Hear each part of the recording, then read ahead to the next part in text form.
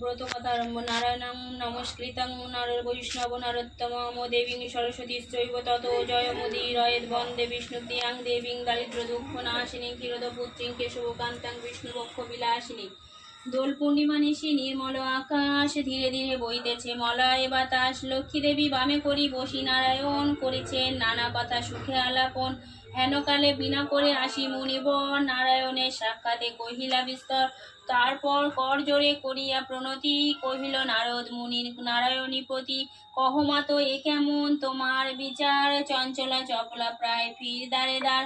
পলকে তরে তব নাহি কোথায় স্থিতি, মর্তবাসী সদা তাই ভুগিছে দুর্গতি। সতত কুক্রিয়ারত নর নারীগণ, অসহ্য যাতনা পায় দুর্ভিক্ষ ভীষণ। অন্নাভাবে শীর্ণকায় বলহীন দেহ, ক্ষুধা কষ্টে আত্মহত্যা করিতেছে কেহ। অতি প্রিয় প্রাণাধিক পুত্র কন্যাগণে, করিতেছে পরিত্যাগ অন্যের কারণে। বল বল বল দেবী কি পাপের ফলে, ভীষণ দুর্ভিক্ষে সদা মর্তবাসী জলে। কমলা ব্যথিত হয়ে দুঃখিত অন্তরে, কহিলেন অতঃপর ক্ষুণ্ণ মুনিবরে। নরনারী দুঃখ পায় শোকের বিষয়, দুষ্কৃতির ফল ইহা জানিবে নিশ্চয়। চঞ্চলা আমার নাম কিসের লাগিয়া, কারণ ইহার তবে শুনো মন দিয়া। দিবানিদ্রা অনাচার ক্রোধ অহংকার, আলস্য কলহ মিথ্যা ঘিরিছে সংসার।